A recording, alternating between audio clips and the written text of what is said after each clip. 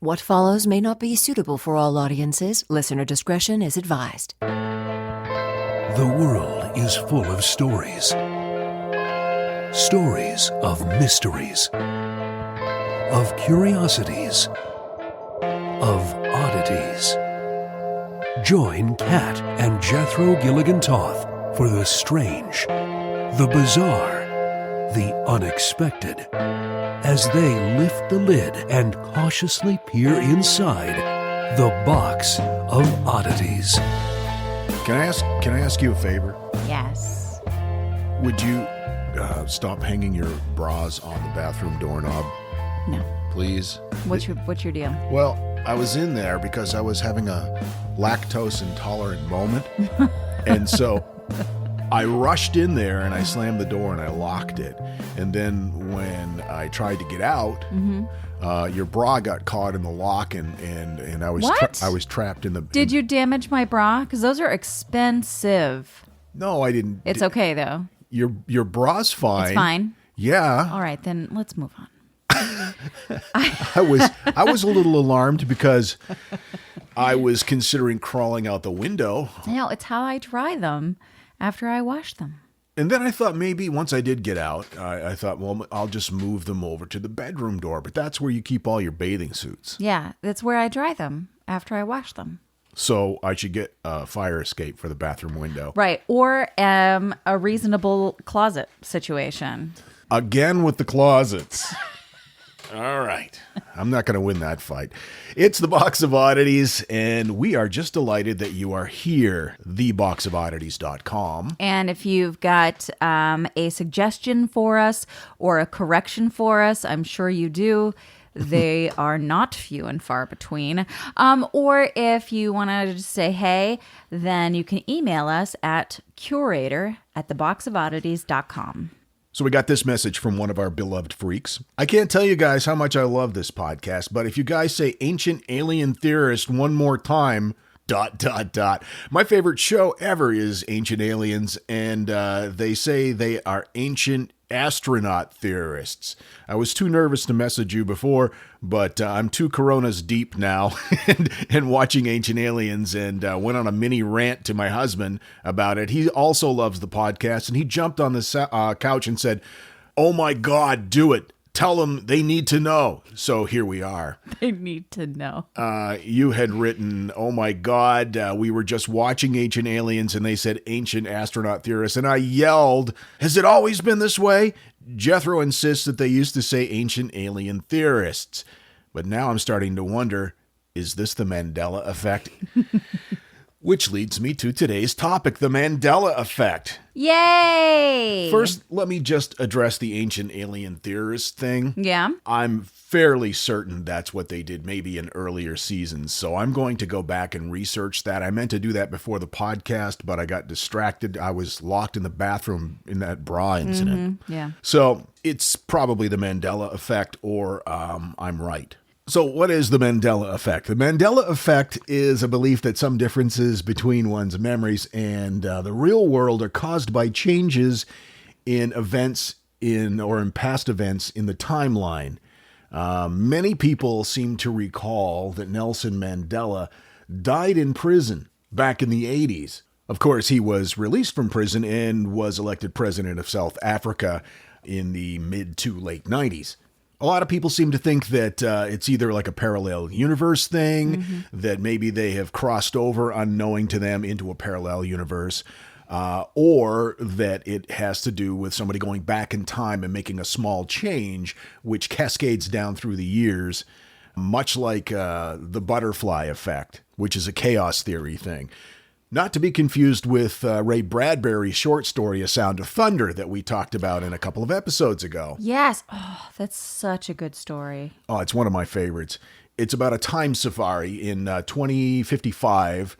Some people go back in time to see dinosaurs, not to hunt them, but to see them. Right. It was like a tourist attraction. Like Yeah. instead of going to an amusement park, you could go back in time. So they go back in time to see dinosaurs, and they have to stay on this elevated walkway so that they don't touch anything, so that nothing is disturbed. Are you going to spoil? Because you should do spoiler alert if that's what you're planning on doing. I was getting to that part, the spoiler alert part. Okay. Okay. Spoiler alert. Oh, you're such a liar! One of the guys falls off the elevated walkway and crushes a butterfly. But he doesn't know it at the time. They go back to 2055 and they see all these small but significant changes. And as he's taking his shoes off, he sees this butterfly crushed on the bottom of his boot. And so all of these changes in their present, 2055, was due to him accidentally crushing a butterfly in prehistoric times. Right. So is the Mandela effect a real thing? When I first heard about this, I was pretty skeptical about it. And most of the examples that I've read, I kind of go, no, either I never remembered it that way, or there was some kind of a reasonable explanation for it. Sure. Probably one of the most famous examples is the Berenstain Bears or the Berenstein Bears scenario. Mm-hmm.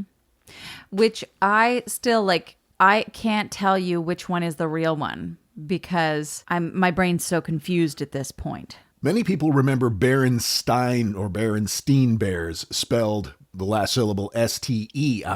It's Berenstein Bears. Well, the truth is that their last name is actually Berenstain Bears, Stain, Berenstain Bears. It was never Berenstein or Berenstein Bears, ever, nor was it ever spelled Stein. Well, that's the Mandela effect for you. Another example is the song by Queen, We Are the Champions. How does it end? 'Cause we are the champions of the world. Yeah, I see. It doesn't say that. It just, we are the champions. It ends cold like that. Well, in some releases, but there was a live version that they released that does say of the world. And Yeah, that's so true. It's been widely heard and it's understandable. No, you're talking about the Live Aid version. Not many people have listened to the Live Aid version. Well, I have. No, you haven't. You just read that because you've been reading over my shoulder. I have not. All right, let me ask you about this one. The Monopoly guy. Yes. The little Uncle Moneybags or Right. whatever his name was. Does he wear a monocle? No. He does not wear a monocle. Many people remember him wearing a monocle. You know who I do think wears a monocle? The Pringles guy. Is that accurate? No, Mr. Peanut wears a monocle. Oh. The Pringles guy just has the big mustache. Also, the guy from Ace Ventura 2 that he throws over his shoulder and wears like a mink. He wears a monocle. Yeah. Okay. Remember that song Barbie Girl by Aqua? Yes. I have nightmares about that song. It says, I'm a Barbie girl. What's the next line? In a Barbie world? It's actually in the Barbie world. It's not. It never was in a Barbie world. Well, couldn't that just be misheard lyrics? It could be, yes. I but mean, it's cited as an example. Excuse All right. me while I kiss this guy. Oscar Mayer, how do you spell the last name? Meyer or Mayer? You're singing the jingle in your head, aren't you? Yeah. O-S-C. I don't know. I don't like hot dogs. Mayer. But most people, or not most, but a lot of people remember it Meyer. Meyer spelled with an E. Curious George, that little cute monkey guy. Right? Does he have a tail or not? I don't know.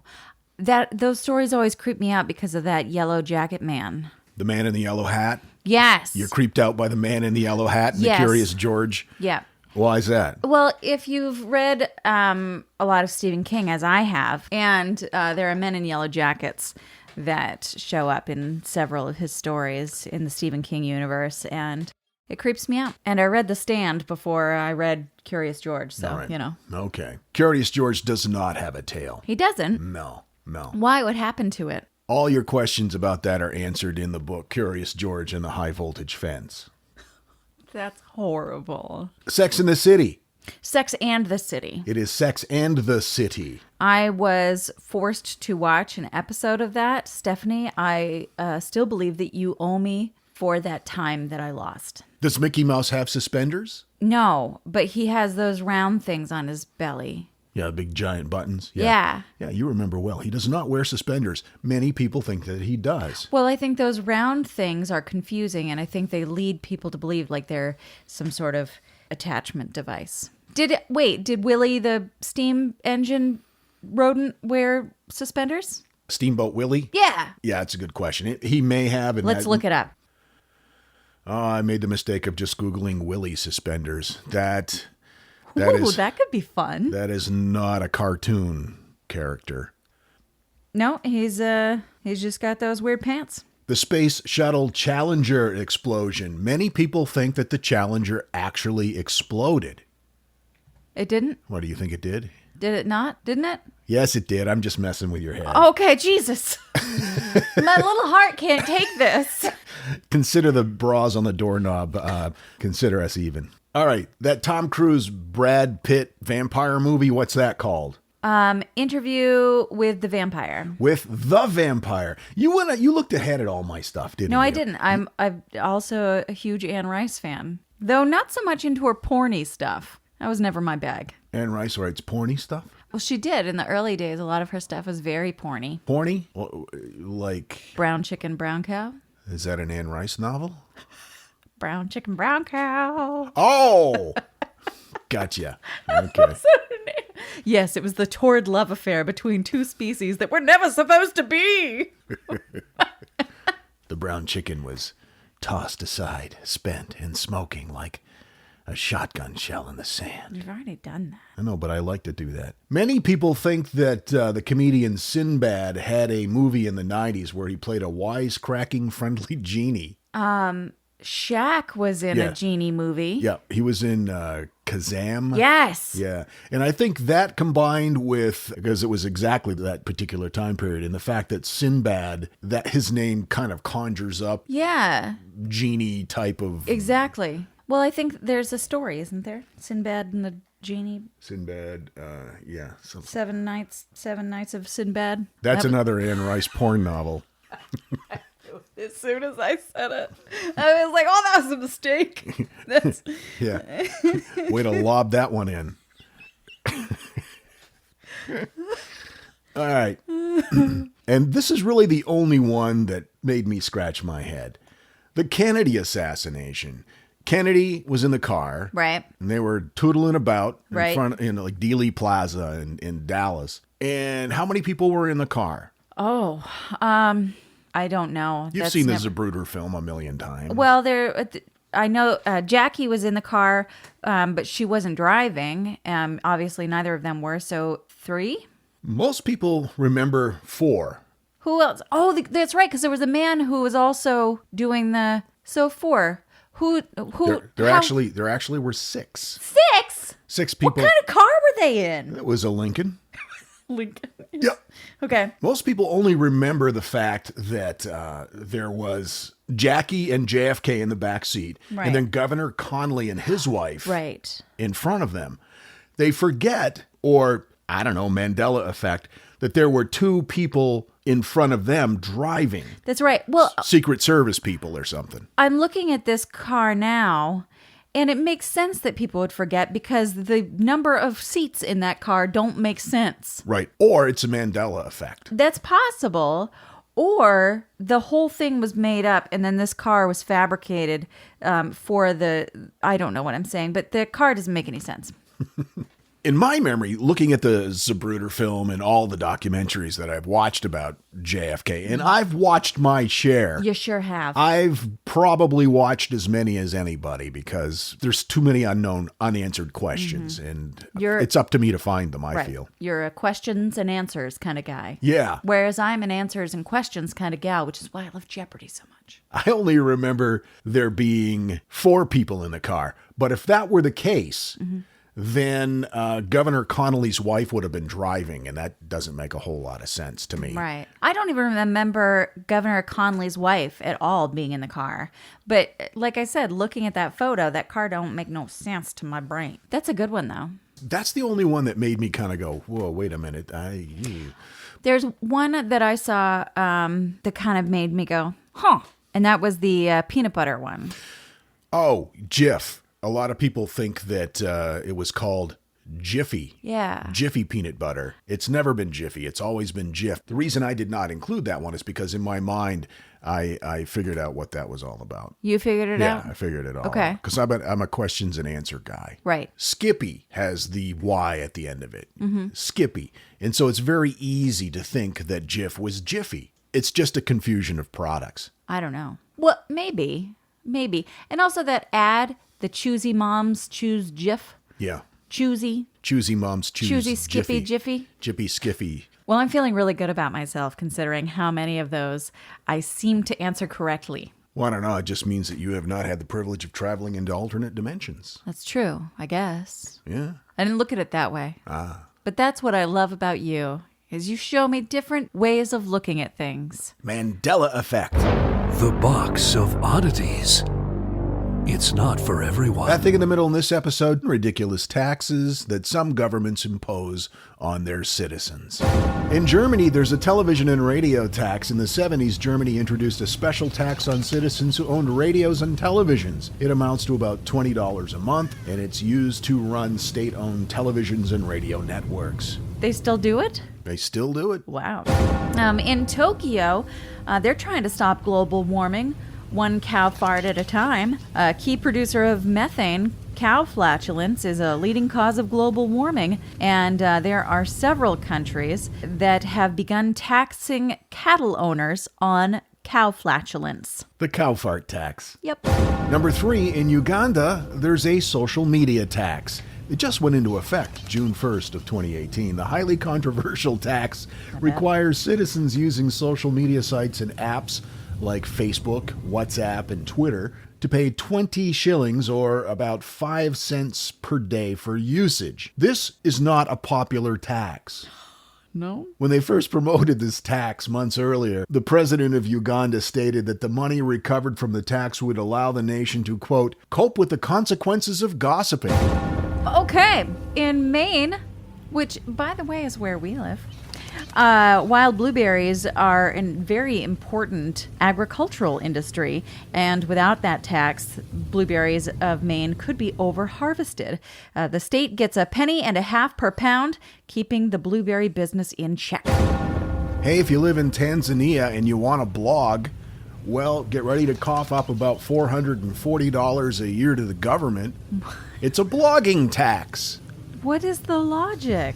I don't know what the logic is, but it says besides the tax, bloggers and creators of online content are also expected to register with the Tanzanian Communications Regulatory Authority and agree not to post offensive content. Oh. Like hate speech, fake news, or any kind of bad language. I am on board with 2 of those things. Me too, but who gets to decide what fake news is and who gets to decide what hate speech is? Yeah. The Box of Oddities with Kat and Jethro Gilligan Toth. Okay, what do you got? What you got, girl? What you got for me? What you got? Sorry, I just burst forth from my chest. Kind of like aliens. You're like a musical alien.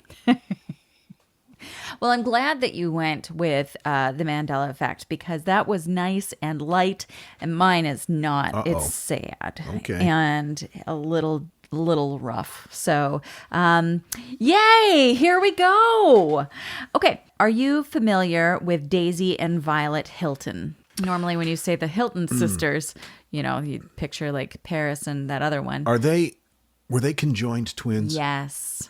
I remember something about this, but I'm very much looking forward to hearing more. Well, don't, because it's awful.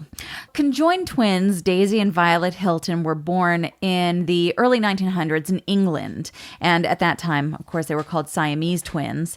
And they were connected at the hips and buttocks.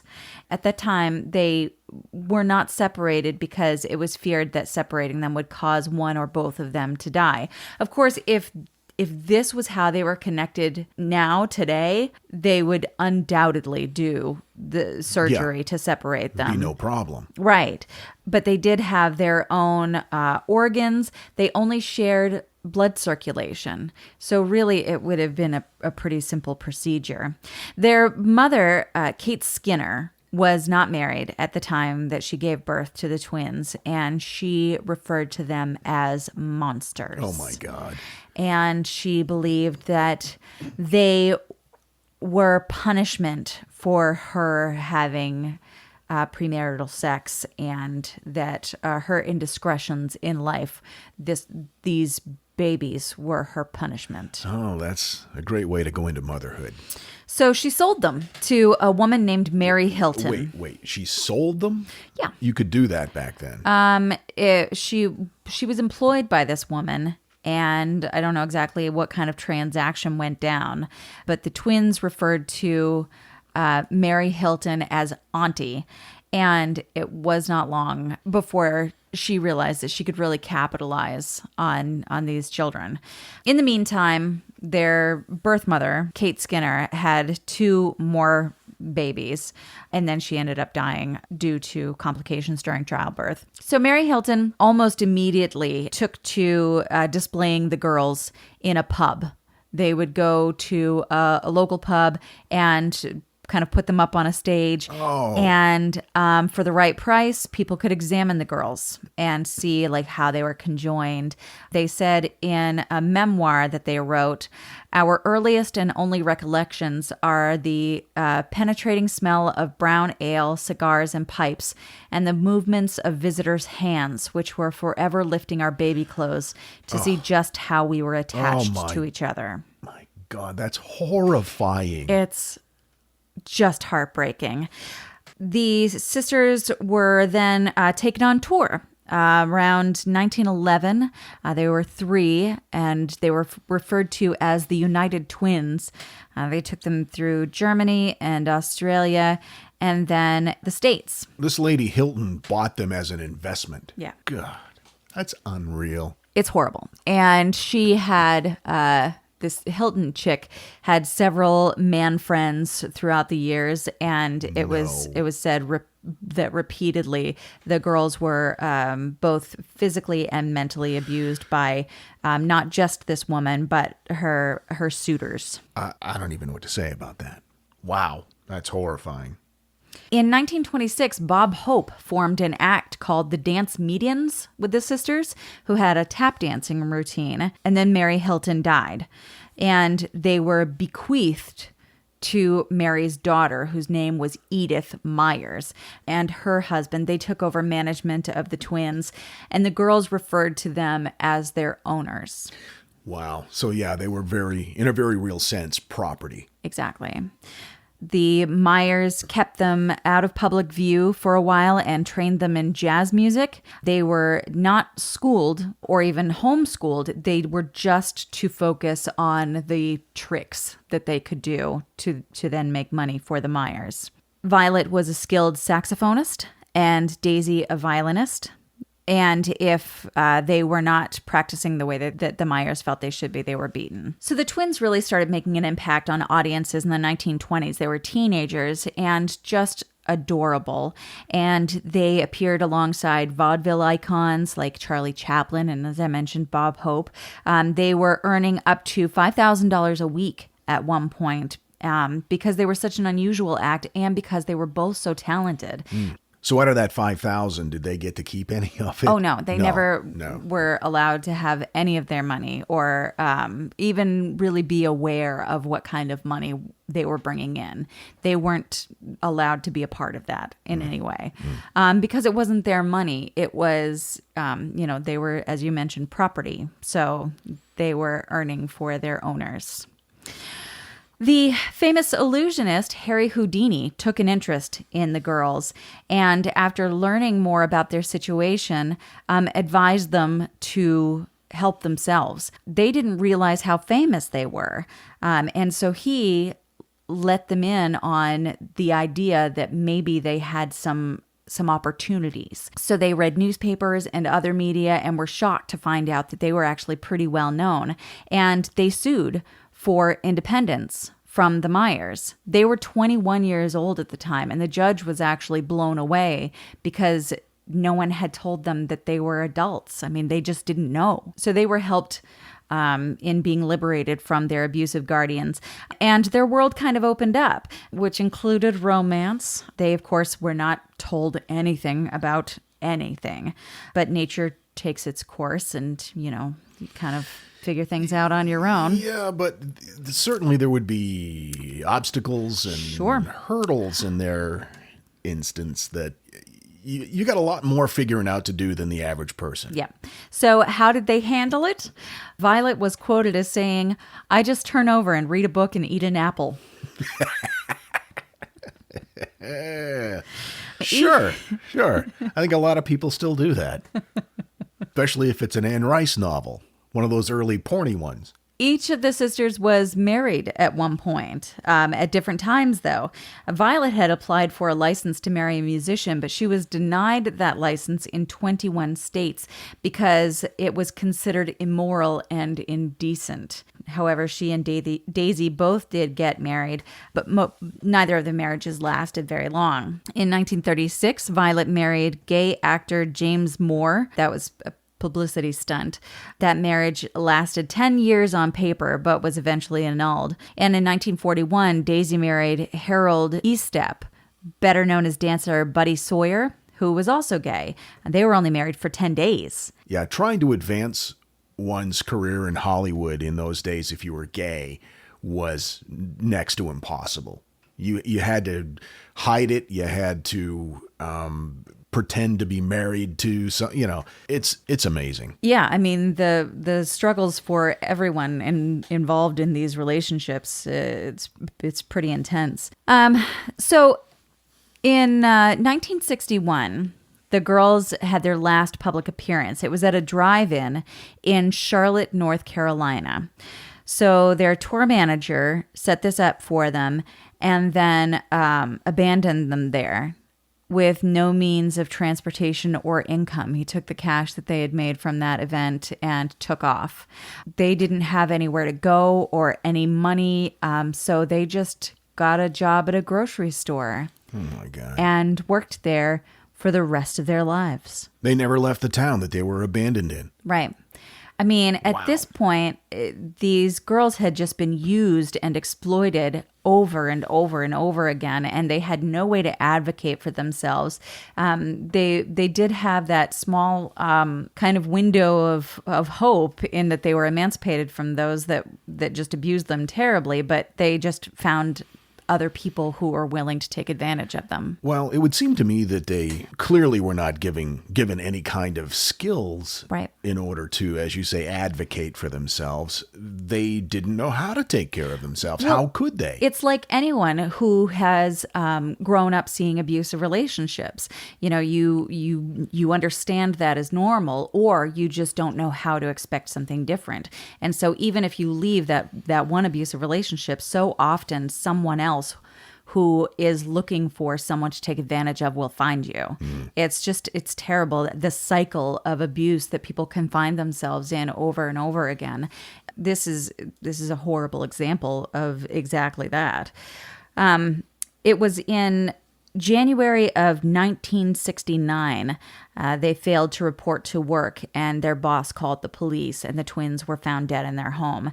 And this was only 8 years after the drive-in situation. So they were they worked at this grocery store for 8 years. Apparently were very good employees because their boss knew right away that something was wrong. The twins were found dead in their home of the flu. And unfortunately, it appears as though Daisy died first and Violet passed away several days later. No. Because she also had the flu, it's believed that she was too weak with the flu to do anything about the fact that her sister had just passed. But what would you do anyway? What would you do? Oh, my God. It's horrible. The two were 60 years old at that time. So they did have, even though in the article that I read, or one of the articles that I read, which, by the way, so much of this came from Ranker and Wikipedia, and then two others, which I didn't really take a lot from them because they were written in such a way that made me feel kind of yucky inside. What do you mean? Like it used the certain words really freely that didn't feel right. Okay. And one of the articles mentioned how they worked as lowly grocery store baggers or something like that. And it seems to me that probably working in that grocery store was the most freedom that they had. Sure. And so it just felt gross. I didn't like it. So I'm not taking anything from those. Let's just say Ranker and Wikipedia. So they were 60 years old when they died, and they were buried in Forest Lawn West Cemetery in Charlotte, North Carolina. So that is the just tragic and heartbreaking story of the Hilton twins. Now, you had mentioned the cycle of abuse that they found themselves in, and how people can find themselves in the exact same type of situation where it's all they know, it's all they understand. Right. And sometimes they don't even realize that they're in this abusive relationship because they have nothing to compare it to. And so often those who are doing the abusing are master manipulators and will gaslight the hell out of you so that you believe that you aren't worth not being treated this way. Right, exactly. But if you are in a situation like that, I mean, I'm here to tell you, you don't deserve it. No, you don't deserve it. And there are ways out. Anyway, it's awful, and I brought this party down. Sorry. It's okay. It's something that we need to remember. And the thing is, it's not, like you said, it's not just history, and it's not just being beaten with a belt, and it's not just, we are currently helping a friend get out of a very abusive relationship. And the thing is, it was just constant emotional abuse and manipulation. And that's the kind of thing that's the most hard to even see.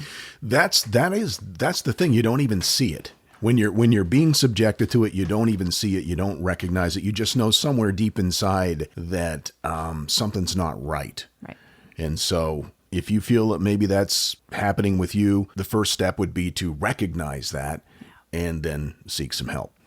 Okay, then. Well, I love you. I love you too. Okay, everybody. See you next time. Please come back, okay? Oh, yeah. So I'm sorry, I forgot to mention they were in a couple of movies. One was the exploitation film Freaks, and also in one called Chained for Life, which was about conjoined twins getting married, and it was again just gross and awful. And please don't watch it. We love getting correspondence from you. Please feel free to shoot us an email at any time, curator@theboxofoddities.com, or send us a message on our social media. Instagram, Twitter, Facebook, Tinder. No. Swipe right. No, or it's is it not. left? I don't No, know. We don't have a Twinder. Twinder. I don't know. I'm all bummed out now. I feel like the Cecil Hotel.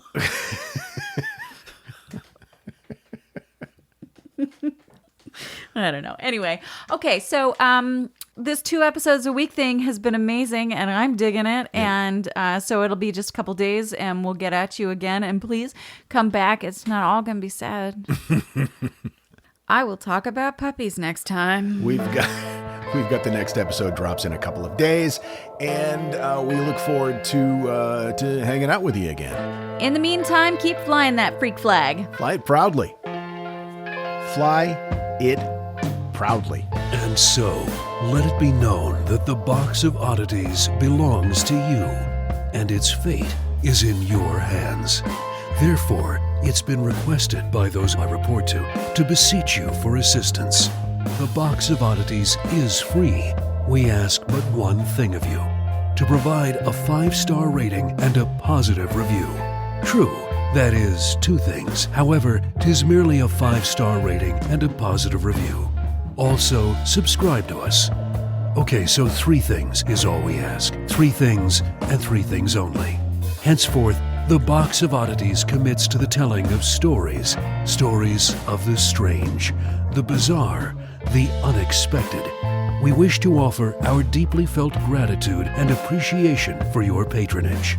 TheBoxOfOddities.com. On Facebook at facebook.com/BoxOfOdditiesPodcast. On Twitter at Box of Oddities. And Instagram at Box of Oddities Podcast. Copyright 2018. All rights reserved.